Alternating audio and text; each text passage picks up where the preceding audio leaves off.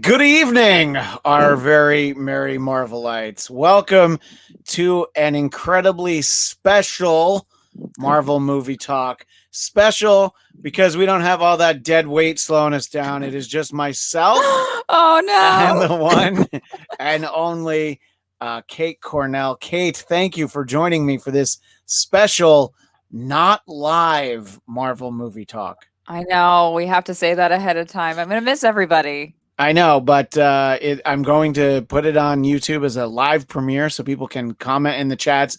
Just don't be upset when Kate and I don't respond to the comments. I'll try and watch and join in for at least a little bit, but this has already happened because some of us are so cool that we've already seen the movie a week and a half Woo! ago. But we wanted to do something special for everybody who is seeing it on, the pre-opening night, the old Thursday 6 p.m. Movies used to open at midnight. Now it's like, well, how about Thursday at 6 p.m.? We can get a few $100,000 out of people if we do it that way. So for those of you who are seeing Black Widow, we've already seen it. Please enjoy this episode. If you have not seen it, we are going to give all the spoilers and all of our opinions. So wait until you watch it. Even if you don't watch it until next week, you don't want us to ruin the movie for you, Kate, right? Nope. That's not fun. I do know a few people who enjoy spoilers. Two people that I have done incarnations of this show with. Michael Shirley loves spoilers. He will happily take spoilers. And Zia Anderson, who I did this show and a number of other shows with for a long time, she always wanted me to tell her spoilers after press screenings. But Endgame, I refused to give her the spoilers. I gave her one very minor non-spoilery spoiler. I'm like, it's just too much. I can't do that to that movie. Right. But I don't want to do that to our loyal Marvelites. I don't want them to feel as though they would have enjoyed the movie if only we hadn't gone and ruined it for them. So that being said, this is what I'm calling the early bird spoiler filled special for those of you seeing it Thursday night or maybe, Friday morning. So let's start off with Kate. How would you characterize your excitement heading into this movie? People remember that we were supposed to get this movie well more than a year ago. Right. And we had 3 other possible premiere dates before we finally got to this July 9th premiere date. I was really excited for this movie. I'm really glad I got to see it a little early. So there was like no chance of it being, on social media, like, oh, it was just okay. Or, oh, it's really awesome. Like I kind of saw it with nobody influencing my own opinion. Or disappointing me or hyping it up. So I was really excited to see it. And I'm really excited for a Black Widow movie. I've been wanting a Black Widow movie since the MCU really started kicking off. And I was like, I understand why we have a Captain Marvel movie. I have issues with Captain Marvel as a film. So I was like, what are they going to do? So I was but Scarlett Johansson being an executive producer on it, like helped me a little bit. Like, it's going to be okay. It's going to be okay. And it was great. Yeah, and I think that we've talked a lot in various shows that I've done about problems with the Captain Marvel movie. My wife's biggest problem was it was all really in character development because she didn't know who she was. We didn't get to care about who she was. But my wife is excited for Black Widow. We'll be seeing it tomorrow afternoon because she knows the character and she likes the character. And yeah, it seemed inevitable that we were going to get a Black Widow movie in Iron Man 2 when she first showed up. Yeah. Oddly enough, everyone else got a movie. I'm surprised Groot didn't get a movie, a standalone Groot movie before she did. And what I always say about, what I've said for years is that when we found out that the Black Widow movie was going to be set in the time right after Civil War, it's like, well, that's exactly when this movie was supposed to come out. That's when they should have given her a movie. Scarlett Johansson was already a very bankable movie star. There was no reason that they couldn't have squeezed that in before various Infinity Wars and other entanglements. But the fact is we got it now. and I did enjoy it. I liked a lot about it. It was fun, and Yeah. there are these great big blockbuster set pieces that are definitely going to require the biggest suspension of disbelief, but they're still so fun, you know. And when we were going through the credits, there was a unit. I forget what they called it now, but it was a unit for like the sequence when the ship is falling. Oh It, yeah, it was like it was like high up unit or some like it, weird it was it like was it space was unit. It the was the descent unit. descent unit. That Yeah, was awesome. and it's like, yeah, you need a whole unit who's dealing with the logistics of the ship falling, and it's like, look, it's a comic book movie. It doesn't have to Yeah. logically make sense. It doesn't have to real world make sense. You just have to comic book make sense, and I think they This did. comic book made sense all over the place. Yeah. So just in general, you had fun with it. And I think it was great to really get to know more about her character. I think we learn more about her by learning more about Yelena, and Yeah. I think she's tremendous in this movie. What did you think of Florence? Is it Pugh? Is it Pew? I I think it's Q. I know, but it's Florence like you Pugh. feel like you're making fun of her, that saying she smells bad. If it's Florence No, it's Pew Pugh, Pew Pew. It's like Star oh, Wars. okay, that's better. Florence Pugh. Um, Talk about your thoughts watching Florence Pugh in this movie. What was interesting about this movie is because Florence's character's age is like the generation that like a slightly younger generation that then like watched the first Iron Man 2 movie. It's kind of like the generation that's like pushing the Me Too movement a little bit forward. What was funny about Florence's character was that there was no doubt that she could do everything she needed to do, but there was a little bit of ribbing at the first characterizations of Black Widow, which I think and other women, I don't know about other women, but I really appreciated the ribbing of the first iterations of Black Widow. But it also shows how far the character itself has come in the Marvel universe. There are moments where in a little sisterly fashion, you can kind of like tease your sister, like, why do you pose like that? like, Yeah, the fact like that who's watching you? she literally calls her a poser is Yeah, great. And for those who follow Kate on Instagram, you actually did that pose in front of the Black Widow I costume, did. the I poser did. pose, as it were. The poser Uh, pose. at Cornellable for our audio only Yeah. listeners, for people that see on the screen. But yeah, I think that their dynamic was pretty great, and it God, it was was fun. great. And look, and it's in the way of, well, how come she never talked about how she had a sister? Well, because she's not really her sister. And Oh, also, what does Natasha ever talk about? Tasha talks about She nothing. opened up to Steve Rogers by talking about peanut butter sandwiches. Like, that's like the most that we ever really got out of her, And like So going straight, and it was more about her going straight and her love life. And it's like, but it was, but the thing that did come back was her conversation with Loki when Loki brought up Dreykov's daughter in Avengers 1. yeah. Yeah, And that's that a was great point. really cool. Yeah, that was really cool that he kind of threw the first thing he threw at her was almost like the biggest sin and the point of the movie. Yeah. Um Yeah, and of course our pal Loki would be able to know the one thing inside your head that you'd like to forget or be able to do differently. well Uh, he interviewed he said Barton told me everything. So Barton revealed that secret. oh, that's right. So the only person that she was really um open with was Barton. Yeah, which I think is it's nice because he's not in this movie. I mean, we'll talk about a reference to him that came as a nice surprise. Yeah.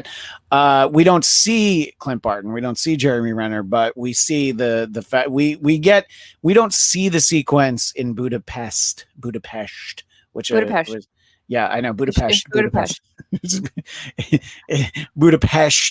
But we see their tic I tac do toe like that game. that joke. I do like that that joke came back because I was Yeah, really excited about it. I was too. Yeah. But so we at least got some more insight in what the Budapest, the oft referenced Budapest incident was, Yeah. and how they had to hide out.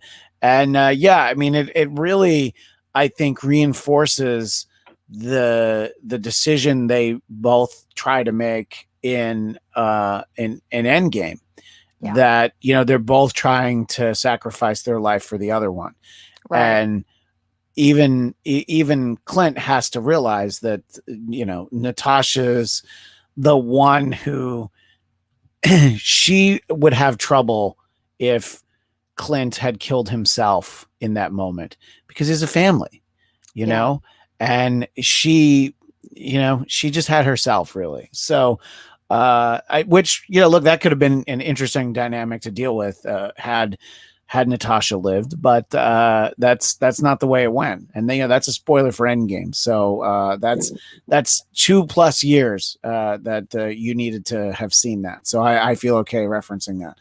But yeah, I think that it's nice to get the reminder of just how close they were in a very like platonic teamwork way. Yeah. There was always the sort of the specter, maybe a little hint of romance that went unrequited with Banner, but with Clint, it was just like, that's like my best friend, my brother. My best friend, my brother. Yeah. So I liked that, even though he wasn't, and obviously logically, he definitely could have been in this movie. You know, from in that time period when everybody's on the lam. I thought that when it was set in this time period, I thought we might see Clint Barton. I thought we might even see Steve Rogers. See, Were you I disappointed that we didn't get to no. see any Avengers? No, because I think that would have detracted from her movie being her movie instead of her as part of the Avengers. I mean, at that point, Clint is still on the raft or just got broken out of the raft. He would have had to get his like weird pardon so he could get the ankle bracelet and be with his family on leave. Steve Rogers and Falcon are on the run. Everything like the Avengers are all split up at that point. And I think it takes away from Natasha's story by adding in another Avenger, which is why we didn't get one.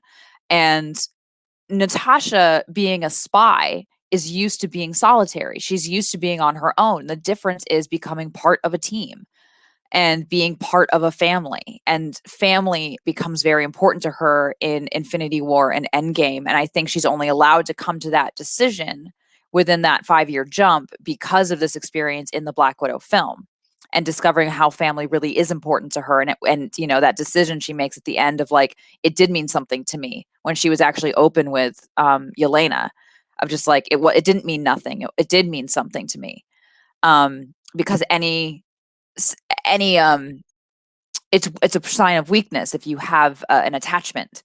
And with her becoming part of a team and part of a squad like the Avengers and getting close to them, she is part of a family, and she does have people, and she does have responsibilities and people to rely on, and people to rely on her back. I think that's why in Winter Soldier it was so important for her to be, when Steven Rogers when she asked Steve, if the situation was reversed and it was up to me to save your life, would you trust me?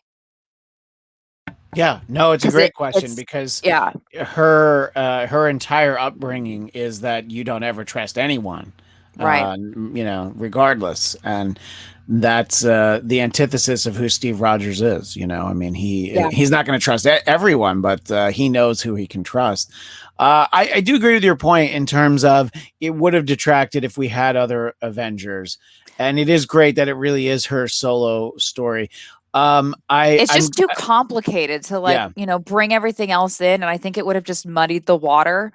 And yeah, also, like, we'll talk about this a little later, but the I feel like every Marvel movie, even if you don't see it, like it has a very specific social justice theme to it, and a very big like kind of like philosophical question that they try to answer, even yeah. like hidden inside inside all of their movies, which you can ignore, or you can and watch the superhero action film, or you can actually like extrapolate. And the theme that they chose for this, and I was reading an article in the LA Times from Scarlett Johansson and the film's director of why the film was appropriate to be released now instead of pardon me, 4 years ago. And it had to do with theme. And their theme was very, very strong and very, very specific to the Me Too movement and to women in general, and what Black Widow as a female superhero means, while changing that superhero genre so that it didn't mean that it was like it's not like Captain Marvel or Wonder Woman was a female superhero movie. I don't know about you, but like I think I turned to at one point, I'm like, I feel like I'm watching a Bond film and it just happens to be Scarlett Johansson. Yeah, and when we were talking after we saw the movie, that was a great point that I thought you made. That it's not like, oh, this is a female superhero movie. This is a Yeah. movie where it just so happens that the main character is a female. It's Yeah. not drawing attention to it, and I think it's done very effectively in Wonder Woman. It needs to call attention to the fact that that she's from this island and etc. And that was the tone that they had for Captain Marvel. But yeah, it felt from the beginning, it felt like a Bond movie. And then what I said to you after was that once you have the big reveal where somebody rips the mask off, I'm like, okay, well now it's a Mission Impossible movie, but it's the same point. Yeah, it's a spy like, movie. It's honestly like you can take sort of the overarching like plot, the story beats, and you could you could turn this into a Mission Impossible or a Bond movie. Which is why very like The Descent didn't really like I don't know, like bump me at all because I feel like I've seen weirder things in any of Tom Cruise's Mission Impossible movies. Like him yeah. It's just on the plane or like him like diving out of a thing into yeah. another thing. I'm like, I've seen weirder things in other spy movies that are just as unrealistic. Right. And it's interesting because it's like this is a superhero universe, but this is like the biggest, best known character without any kind of, real superpowers, Yeah, and we got you can argue, depending on the iteration of the character of Hawkeye, sometimes he does have, super sight and hearing and things like that. But, so she's really your least powered, but by no means least powerful individual. So watching her go through this story and just the resourcefulness, I mean, look, it's like, getting out of shootouts and things. It's like watching, Jack Bauer get out of something in 24 or keeping it to Marvel. It's like the Punisher. Frank Castle is in a room where there's 40 guns and, he'll take a couple of bullets. He'll be bloody, but he's walking out of it. So the fact that she can do it too, you don't have to suspend those things because it's like, yeah, this is and I think it helps that this isn't the introduction of the character, that they didn't make this movie in 2010 or whatever it would have been, because it's like, we know her already and we do believe her. We believe in her and all the things that she can do. And I think it's great in that respect. It's just a really fun movie. And for me, it was my first movie inside a movie theater in I think it was like 467 days or something. I did the math after I saw it when I posted on social media. And, to see especially the Descent sequence, to see this stuff on the big screen, I was so glad that I actually saw it in a theater. And look, people who are more comfortable watching in their homes, we talked to our friend Eric Connor on Please watch Marvel. it at home if you do not feel comfortable. And I think that if you're comfortable going to the movie theater and you're considering which one, I would definitely say go to the theater. But it's not like you're not going to enjoy it. I mean, most people's TV in their house is probably bigger than the movie screen I used to go to when I was a kid. I mean, the screens probably weren't that big. The quality's better. For sure. So I thought it was a fun ride, and look, what is it? 2 hours and 14 minutes, I think. 2 hours and 14. And it's not one of those movies where you feel every minute of the 2 hour and 14 minutes. It's not Snyder cut 4 hours and 2 minutes of like, oh yeah, I know that was 4 hours, Yeah. But so in terms of some of the specifics, what we talked about Florence Pugh, what stood out for you? For me, I would say David Harbour as Red Guardian was he was exactly what I expected, but that's a good thing because that's what I wanted him to be like. He was really fun. I loved his stories about, how he beat up Captain America at a time where Captain America was on ice. It's very reminiscent. I had to hold my tongue when we were talking about episode 5 of Loki, because there was the Loki who was telling stories about things that obviously hadn't happened. And I was like, oh, I want to talk about Red Guardian, but Kate's the only one who's seen it. Yeah. And it's like, there's also a point that we could make about the end credits scene that we could incorporate into conversations but Oh we my also couldn't god. talk about that. So this, Yeah. oddly enough, this was like a really hard one to know what happens and then not talk about it, because Yeah. our co-host Jeff was just like, oh, but how can you spoil a movie that's set like 6 years ago? I'm like, oh, it's pretty easy It's actually. There's a pretty lot of stuff. easy. Yeah, you can I mean, look, you could spoil a Star Wars prequel. Like you could spoil things about Rogue One, even though you know that they all die in the end. You know? Yeah, I hate no. Yeah. We have to have a conversation about some Star Wars shit because that's Yeah, a we'll whole do. nother Oh, I let's do a whole hate. Star Wars. Oh my Please. god. That's I that's have what some that's like issues I need to work well. out. That's why Like, I need we're doing therapy. this. That's why we're doing this as a Marvel movie talk video, but it's also audio for the Black Cast, because we need the Black Cast Nation, as I call it, to also get to know you, just like the Merry Marvelites do. Yay. So let's talk more about David Harbour, and just sort of, we see his character from, what is it, 1997 to like 2017, so it's like over a 20-year period basically, right? Yeah, and I really enjoyed seeing him as like the all-American family and like they all just accepted that they were going on an adventure. That opening scene was freaking wild with him on the side of the plane.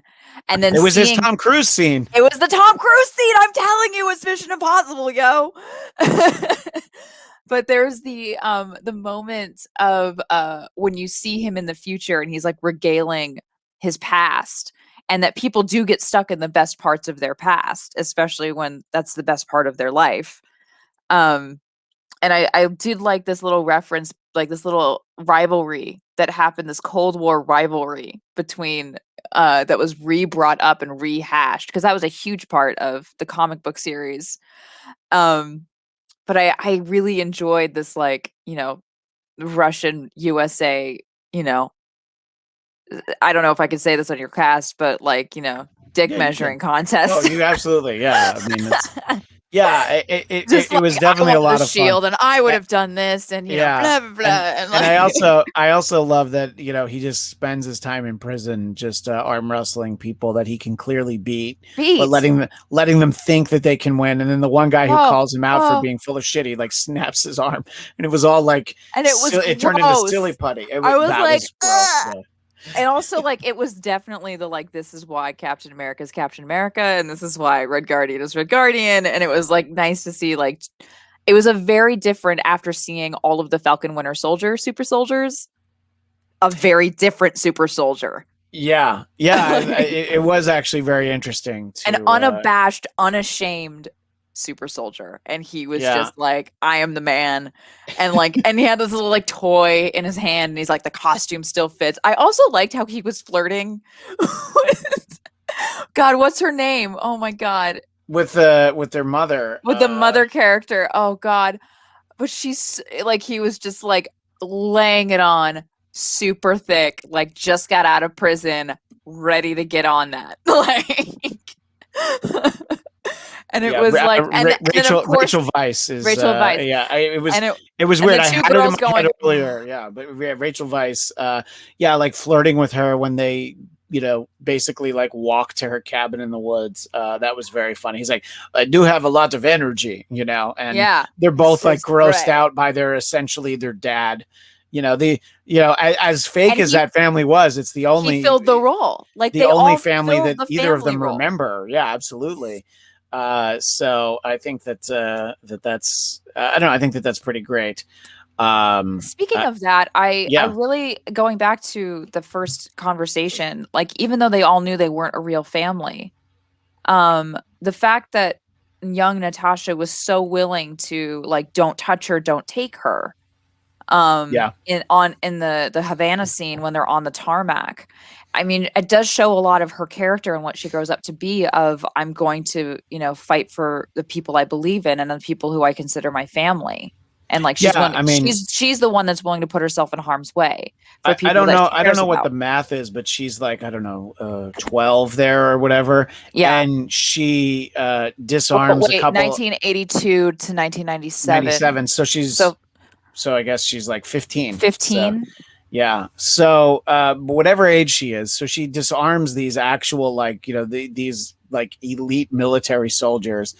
And if her dad weren't there, she probably would have killed them, and Yeah. then like gone on the run, which would have been a whole different story. So, yeah, I think it's great to see that we see the consistency in her character. Yeah. And Yelena is so little in that sequence, but I think it's a great start to the movie, and it was just interesting because there's the usage of the song American Pie by Don McLean. And I interviewed him earlier this year, and we talked about how many times his Wow. song gets used. It was I don't brag about a lot of like work that I've done, but I think I had a really great conversation with him. He even said that I asked him really great questions. So Did you guys talk about Vincent? His song Vincent? That's we my didn't favorite. talk that much about Vincent. I We love that talked. song. It did come up because he's got obviously the main song and then a Yeah. couple of others, but and it's just funny to think back as like, oh, he knew he had a song in Black Widow, but he couldn't talk about it. You know what I mean? It Yeah. was just like, it's like, yeah, you here's a bunch of money, but don't tell Don't anybody. say anything. Yeah. So I think that a lot of that stuff it was just that sequence was cool. And then when we catch up with Natasha, it was nice to see sort of her on the run by herself. Like, she has that character whose name I forget, that I'll try and remember when we do our second episode of this. The guy who helps her, but also helps Yelena. Oh The yeah. the guy who's like, you're a good friend. That guy. Yeah. Yeah, that she has those kind of people in her life, but for the most part, she's doing everything by herself. You Yeah. know, and And I she's think completely comfortable with that. Like she's so yeah, comfortable in the middle of nowhere. In a honestly, she's probably more comfortable there than at the Avengers compound. Yeah. Because it's like got all those amenities and other people. So I think that and by the way, we see her getting ready to go blonde at that point, but then just doesn't get the chance. So I think we get some great, very James Bond, very Ethan Hunt sequences out of her because of how resourceful she is. And I think the pairing of her and Florence Pugh, it doesn't happen too late into the film. It's still pretty early, and I No. think it's good that we get them together for so much of it. And I have to say that it was refreshing that there wasn't some big double cross. That Yeah. Florence was in on it the whole time, even like she had programming that she hadn't kicked, and she didn't want to try to kill Natasha. That she really was on her side. That it was an actual partnership and a sisterhood. And then, of course, the fun bickering during like the car chase and stuff like that. I thought that it was refreshing that it didn't go somewhere that I thought it might. But I do like the fact that like Florence had the, being a widow. And it was also nice to know that like even though we know her as the Black Widow, like everyone is a widow as part of this organization. So in a way, like Natasha Romanoff being the Black Widow as part of the Avengers, like kind of almost outed this whole organization. But they were Yeah. still able to like keep it secret because nobody knows who they are. They almost had to be better, and it was because of Natasha's success that this kind of mind control had to be a thing, and this actual control had to be a thing. But I really enjoyed that there was still a distrust, even though it's like I want my older sister back and I really want my family back. There was still a distrust just because of their background, and still like you're an Avenger, you're part of a team. You didn't come back, you didn't do this with us. Like there's still like this like it's a hard transition to take of like working alone versus working together, and can I really trust this person, and still feeling like you left us, abandonment things like, and learning how to work together again without it being like I don't like you. Right. And I also like that for these two sisters, at all intents and purposes, they're sisters, Yeah. that, really violent hand to hand combat is like the way, two sisters might just throw a football in the backyard. It's just Right. this is their life. This is how they say hi. And again, some great stuff in those sequences. That poor Budapest apartment. Clearly had Yeah. seen better days.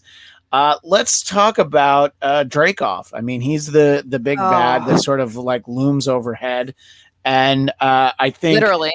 yeah, Ray Winstone's the actor who plays him. Does a Yeah. tremendous job because we're supposed to not like him. Mission accomplished, sir.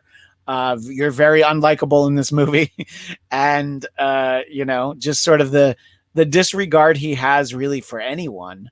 Right. But especially sort of his worldview, I thought was an interesting sort of reveal that you and I talked a little bit about it after we saw the movie. It's like this is still a fun superhero movie, but it not in the way where you can't take a moment to make like a really serious point. He has that line about just an unending supply of girls just Yeah. out there in the That was world. the biggest resource that Yeah. he was tapping into, is this endless supply of women that he could use. And that line really hit me personally, because I do think that even if you champion women and believe in women, that there's still something of like, you know, whether you're like, you don't believe victims or what are you wearing type of thing, versus like you making jokes in an office.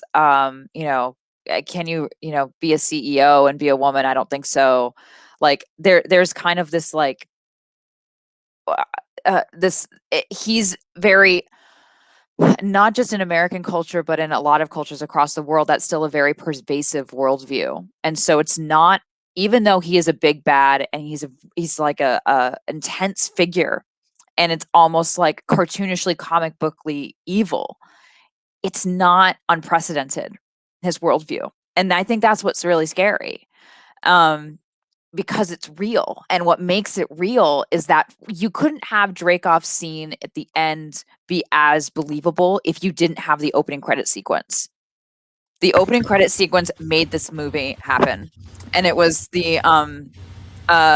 that was where they kind of laid out their theme of it was to a beautiful cover of Smells Like Teen Spirit, and it was trafficking, whether it was trafficking women for labor, trafficking women for sex, but they were trafficking women to become widows and being experimented on, and like, I want my mommy and please don't take me and where am I going, and like you have all of these women, these little girls being thrust into a world they don't know and they're not ready for, with the like refrain of like, here we are now, entertain us.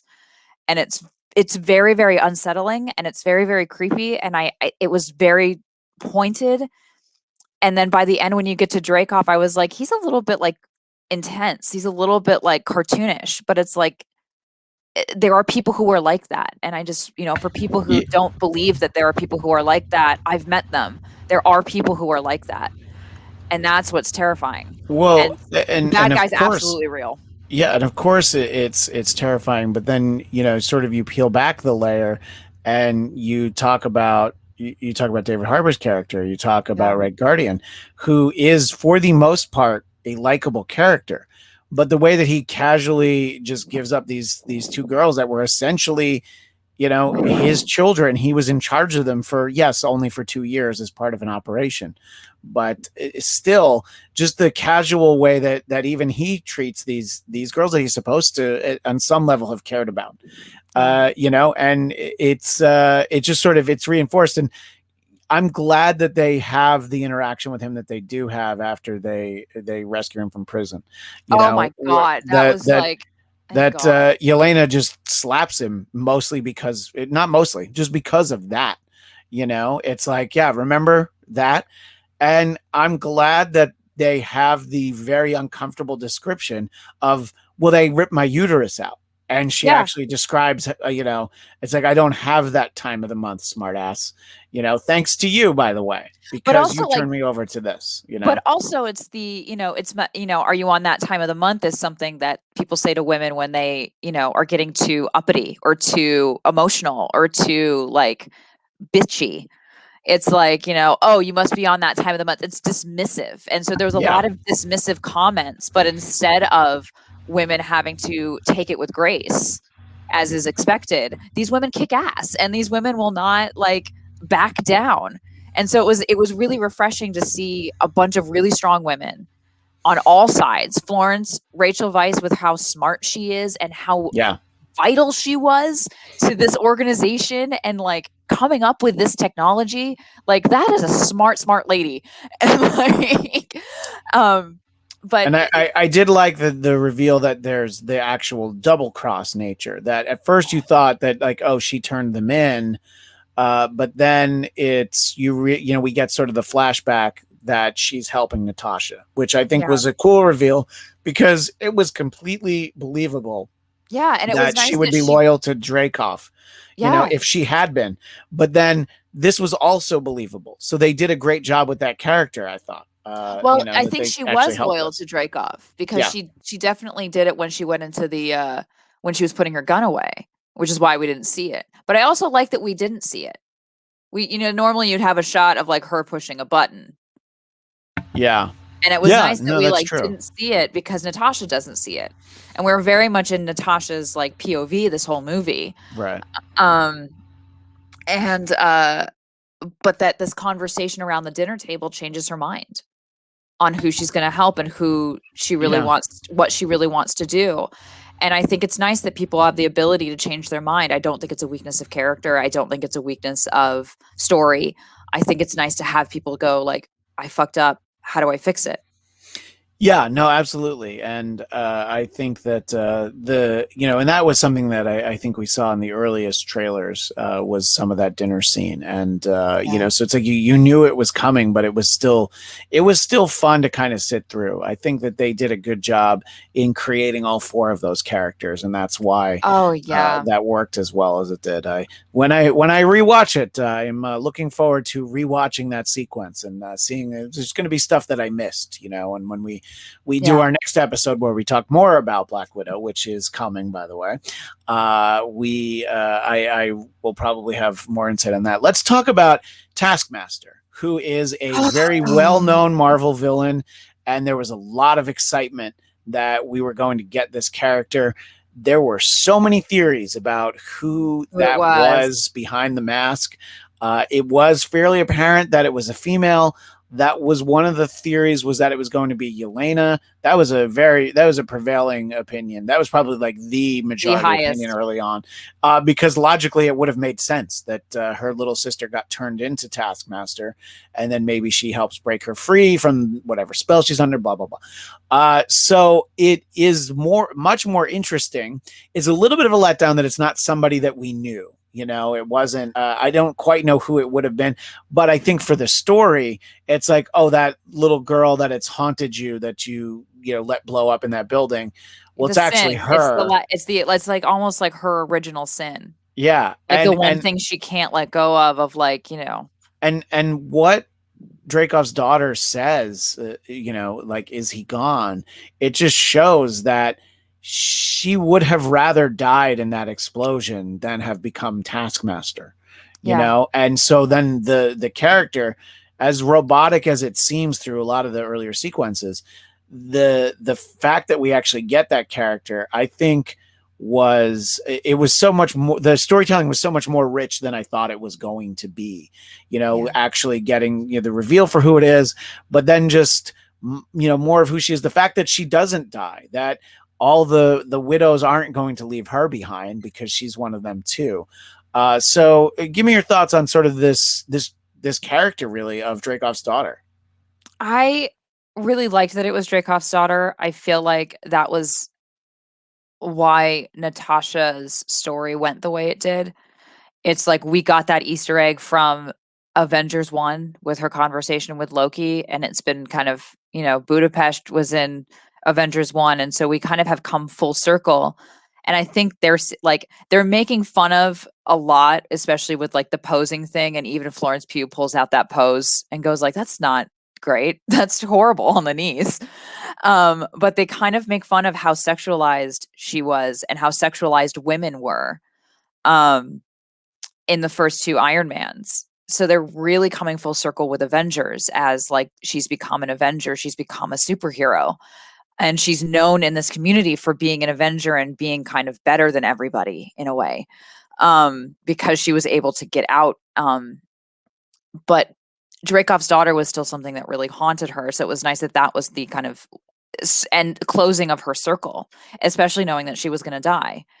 Um, but Dreykov's daughter, as Taskmaster, a woman being Taskmaster and Dreykov's daughter being Taskmaster, put into the framework of Taskmaster could only mimic perfectly other things. And Taskmaster was mostly mimicking male figures. There was like only in that fight with Natasha did she actually mimic Natasha, because you had the two come up at the same time and start mimicking each other's moves. But it was mostly like they had the shield, so it was Captain America, it was Hawkeye, it was mostly like mimicking male fighters.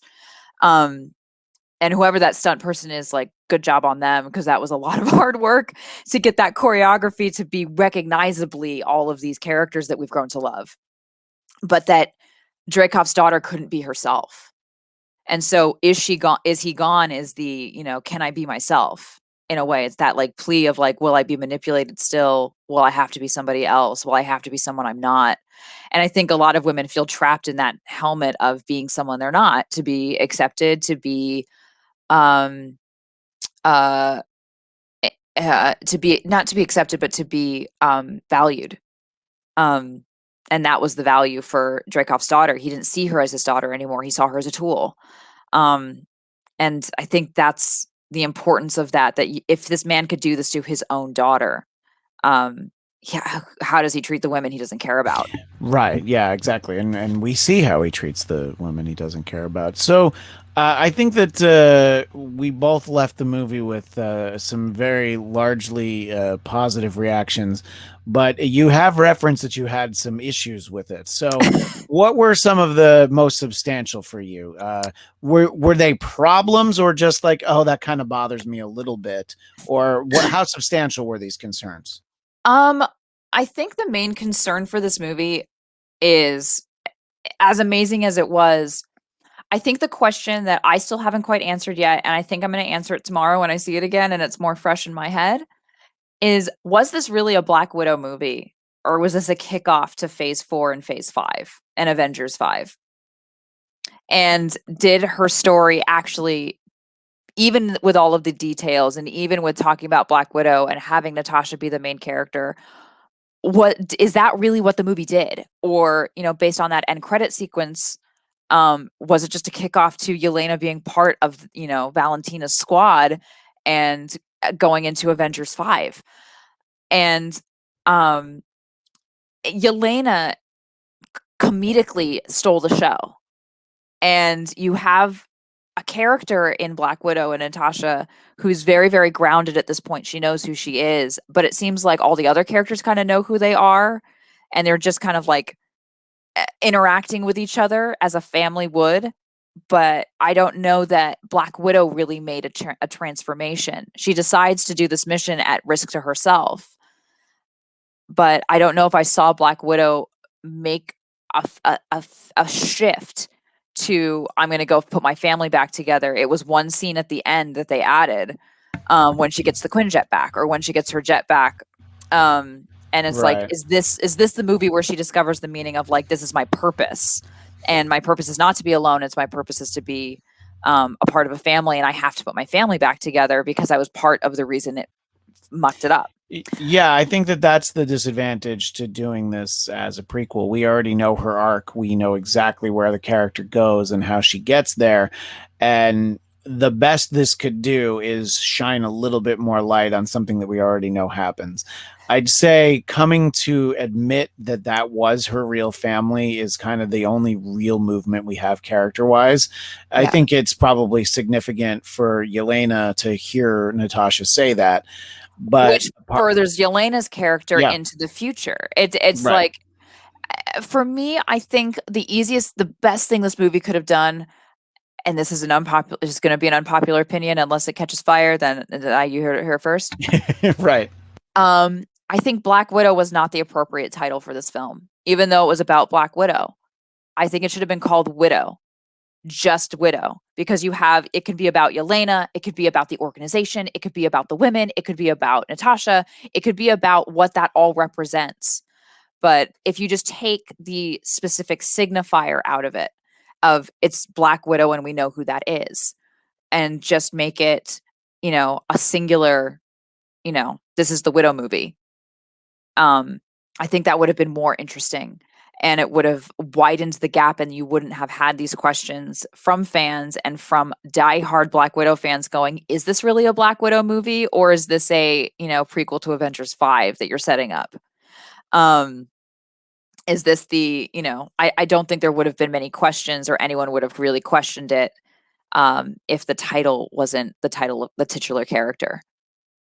Yeah, no, and it's an interesting point, and it'll be also interesting to see if you feel any differently about that after you see it again. Yeah, But everything could change tomorrow, yeah, guys. but to be fair, yes, it is her story, but it's so much more than her story, Yeah. and that's sort of the interesting thing, is sort of what we wanted to talk about on Marvel Movie Talk in terms of we have Julia Louis-Dreyfus in the post credit scene, and we had known that she was rumored to be in this movie, and then we get to the credits, and I'm like, oh, she wasn't in it, but then there's the big reveal that Valentina is in fact there. And clearly, Yelena has known her for some time, because she has a very casual working relationship with her, where she's like, I'm on vacation, my sister's dead. So I think this idea that, when we saw her real world chronology, we saw her for the first time, recruiting John Walker, aka fake Captain America. But U.S. agent. We can say U.S. he's U.S. agent. agent. Yeah, we could call him that. But we also have a new Loki in Sylvie, and we have a new we have a new Captain America in Sam Wilson. So we're getting sort of the MCU's been around long enough. We're going into this next phase where we're getting the next generation of characters, which happens all the time in comic books. I mean, right. There's multiple Ant-Men, there's multiple we've got multiple versions of a lot of characters, and we're starting to get to that in the movies now. So I think that using this, yes, this is Natasha's standalone story, but in a way it's like, so now we're going to get Yelena into the modern continuity, by assigning her that she's going to take out Clint Barton, who is responsible for Natasha dying. But in all honesty, Natasha's responsible for Natasha dying because Clint tried to kill himself, and is the person that I would say she was closest to in the whole world. We were just talking about Clint Barton. So that leads to some interesting storytelling. Do you, and this is just a guess, a prediction, do you think that that's going to be the Hawkeye Disney Plus series? Is it going to be part of the Hawkeye Disney Plus series, or do you think this is something that we'll see in movies? I think both. I mean, I think it is going to be part of Hawkeye. I think, knowing that we were supposed to get it a year ago and that they started filming and then stopped, I think it was always meant to be kind of put together. But I'm not sure what Valentina's game is now. Like, this is the closest we've come to understanding what her game is and what she wants, and it's still like confusing as all shit, and I'm like, I don't know what the fuck you want, girl. Like like, who is this? And it's like, there's definitely not a Tony Stark or Fury type of, she's not one of those people. She's very much out for herself and preying on vulnerable people, and I'm very curious to see what happens with that team and what happens, like, if Yelena and US Agent get involved together in something. Yeah, I think it'll be interesting to see sort of as they put this team together. People wonder exactly, which team it's going to be, who we're going to get. But it is an interesting through line we're going to get. It's sort of like the way that in the earliest MCU movies, Nick Fury was putting, had an Avengers initiative. She's got something far more duplicitous, and I think it's an interesting way to make it so that this story that's set whatever 5-6 years ago is relevant to the ongoing continuity, going forward. So But also it is a nice mirror to the end credit sequence of Iron Man 2, where it was the first, Avengers sequence that happened. Was it Iron Man 2 or Iron Man 1 where Fury first came in? that's a good question. I think it's Iron Man 1, but someone can correct me in the archived version of the chat, since we're not Nice. here Please live. correct me. Yeah, I've I please correct us. have Iron So Man 3 has been destroyed from my memory. I will oh never watch well, it. yeah. So, You talked a little bit about some of the issues that you may have had with the film, but I issues is think a strong word. I yeah, just am like I just am yeah, like I'm very curious of like, is this the kind of questions they wanted asked about their film, and could it have been solved this way? it's a fair point. But I think at no time would you say that you were embarrassed for this movie, which is something that I know that you very much want to talk about. Oh my Uh, god. Blade star Stephen Dorff blasts Marvel films. He's embarrassed for You're Scarlett in. Johansson's Black Widow movie. And, you and I were talking with our co host Eric about this off the air. The simple fact, of course, being that Stephen Dorff says he's too good for comic book movies, despite the fact that he's in what I consider to be a pretty bad one, Blade. And not only is it not a great movie, he's not good in it. And it's like he's not in the MCU by choice. It's the same reason why he says that he's holding out to work for the next Stanley Kubrick. You're also not in that guy's movies either, because you're not someone who's in demand. And he said he was embarrassed for her, and I tweeted this, that if there's anyone who should know anything about being embarrassed by movies that they're in, it's Stephen Dorff. So Oh you hear wow. these comments. What do you Brutal. think? What do you think, Kate? Brochachi, why you hating? Yeah, exactly.